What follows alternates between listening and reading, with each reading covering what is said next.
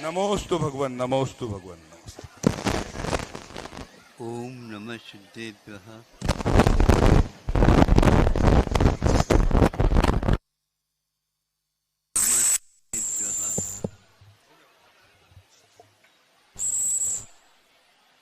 अहिंसा परमो धर्म की। आचार्य गुरुवर श्री कुंद कुंद भगवान की। आचार्य गुरुवर श्री ज्ञान सागर मुनि महाराज की।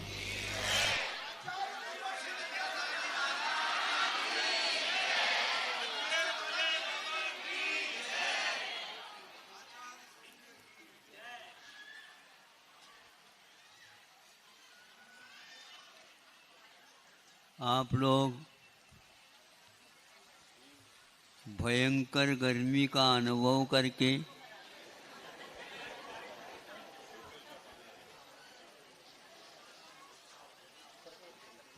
चंद्रगिरी की ओर आए हैं।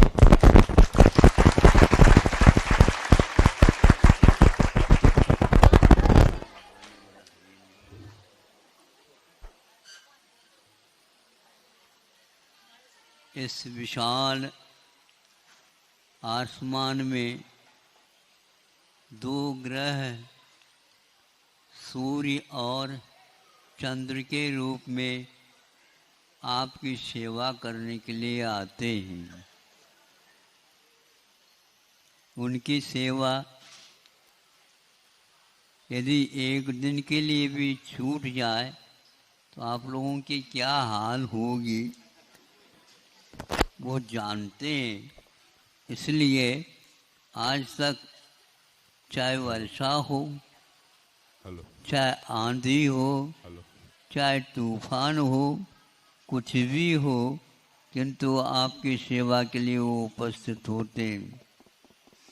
आज तक उनकी वृत्ति में कोई परिवर्तन नहीं आया, किंतु शेष जीवों के बारे में हम कुछ नहीं कह सकते।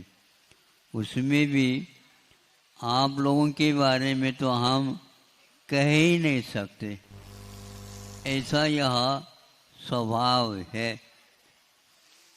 विभाव के कारण स्वभाव परिवर्तित हो गया और उस विभाव के कारण दुर्भाव होते चले गए और आज तक हमारी यात्रा नीचे से चलती रही और सूर्य और चंद्रमाओं की यात्रा तुम्हारी सेवा करने हेतु आज तक बनी है। आप उसका एक बार सही उपयोग करो तो बहुत अच्छी बात है। नहीं करो तो जबरदस्ती न सूर्य करेगा, न चंद्रमा करेंगे, न ताराएं करेंगी और न ही असंख्यात नहीं अनंत अनंत जो तीर्थंकर हुए हैं वो भी आपके ऊपर उपकार करने वाले नहीं हैं। अनेक प्रकार के धातु होते हैं। चांदी भी होती है, सोना भी होता है, लोहा भी होता है और प्रकार के होते हैं, किंतु प्रत्येक धातु का स्वभाव प्रकृति भिन्न भिन्न हुआ करती है। एक पारा होता है जो विशेष रूप से सोनार वगैरह अथवा जो व्यक्ति इनको शोधित करके उन धातुओं के माध्यम से चिकित्सा करते हैं, उनसे यह ज्ञात होता है कि पारा एक ऐसा धातु है, आप उसको तर्जनी और अंगूठे से पकड़ करके हमारे हाथ में दे दो तो हम सोच लें आपकी भला के बारे में भी। प्रयास करिए वह किसी भी प्रकार से आपके हाथ में हो करके भी दूसरे हाथ में वह नहीं आ सकता। कितने भी प्रयास करो, हाँ इतना अवश्य है, मान लो कोई भी गोबर की डली है और उसके ऊपर उसको रखो और ऊपर ले लो तो वो चिपक गरे आ जाता है। आप लोगों ने ऐसा ही आत्म तत्व को पाया है जिसको कोई भी कुछ भी कर नहीं सकता, लेकिन आपकी गलती हो गई, वह मोह के कीचड़ में आ गए तो उसी में फंस गए। आप बाहर निकलना चाहते हो? हाँ, फूकट में क्या कुछ दाम दे करके? जो रखा है आपने, जो दिमाग में भी रखा है, उसको यदि भगवान के सामने संकल्प पूर्वक मेरा यह नहीं है, इसलिए इसके संयोग वियोग में मैं दुर्भाव नहीं करूँगा, बस इतना संकल्प भर आपको करना है। हमने ऐसा किया तो इर्द गिर्द देखता हूँ, हमारे पास कोई भी व्यक्ति एकदम निकट नहीं आ सकते, क्योंकि क्या हुआ पता नहीं, वही क्या जानते। अब उस पारे को शोधित करना है, सुनार करता है। शोधित करने का अर्थ यह है कि पारे को जब जलाया जाता है या उसको सेका जाता है तो उसके कारण उसके पारे का भस्म हो जाता है, यानी राख हो जाती है। अब उस राख को आप अपने तर्जनी और अंगुल से उठाओ, उठ करके आ जाएगा। और औषध के साथ उसको यदि चिकित्सक योग्य है तो आपको दवाई के रूप में, औषध के रूप में दे दिया जाए, आपका बरसों का रोग भी ठीक हो जाता है। इस पारे की दो परिणति आपके सामने हमने रखी, स्वभाव और विभाव के अनुसार। यह पारा अग्नि के योग में जल गया, फलस्वरूप वह औषध के रूप में परिवर्तित हो गया और उसने आपके लिए सेवन करने के लिए दे दिया। योग से वह काम कर गया और बरसों की जो बीमारी पेट की थी वह सब शांत हो गए और ठीक हो गया। किंतु एक कमी थी, उस कमी के कारण उसके द्वारा क्या और अनर्थ हो सकता है, मैं आपके सामने रख रहा हूँ। क्योंकि वह निर्दोष नहीं बनी थी, किंतु दोष सहित होने के कारण वह कुछ दिनों में ही पूरी शरीर को फाड़ करके बाहर की ओर आ गए। यानी कोई भी देख करके यह नहीं कहता है ये कोड़ी नहीं है, ऐसे जो है उसकी परिणति हो गई। सब लोगों ने कहा यह असाध्य रोग है, इसको कोई ठीक नहीं कर सकता। ये पुनः वह उसी वैद्य के पास गया तो कहा कि यह हमारी दशा हो गई है, इसमें ऐसा करो, आप इसको कैसे ठीक कराओगे? हमारे पूरा पैसा भी ले लिया आपने और दुनिया के सामने मैं अस्पृश जैसे बन गया हूँ, मेरी ओर कोई देखना भी नहीं चाहता, आदि आदि। हाँ, ये हमने दवाई तो दी है आपको और मुझे विश्वास है, आत्मविश्वास है वह बहुत अच्छी बनी है दवाई, वह पारा बहुत अच्छे ढंग से संशोधित हो गया है। हमने जो कहा था वो सब किया क्या आपने?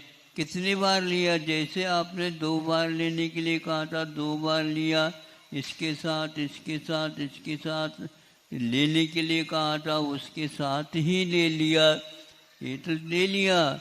जिसको नहीं लेने के लिए कहा था उसका क्या हाल है हमें बता दो। हाँ, तो खटाई के साथ इसका सेवन नहीं करना ऐसा कहा था। फलस्वरूप अब उसे याद आ गया कि मुझे रहा नहीं गया, खटाई के बिना रोटी ही नहीं खाई जाती है, और वैसे भयंकर गर्मी में तो खाई ही नहीं जाती। यही एकमात्र कमी है। मेरे दवाई और मेरी विद्या चिकित्सा, मेरा भाव किसी भी प्रकार से बिगड़ा नहीं। भाव तो आप ही लोगों के बिगड़ गए, दुर्भाव आ गया, और हमने दही के साथ और भी कुछ मिला करके खा लिया। फिर तो ये तो होना ही था, फिर क्या करें? उसके बदले में दूसरा मैं औषध देता हूँ, उसके द्वारा धीरे धीरे ये कम हो। ऐसा ही किया, और जो पट्टी पालना था उसको भी पाला, किंतु अंत तो गत्वा उससे ठीक हो गया। पहले जैसा सुंदर था वैसे ही सुंदर हुआ। यहाँ पर आपको बहुत अच्छी बात समझ में आना चाहिए और इसको हमेशा हमेशा याद रखना चाहिए। वह यह है,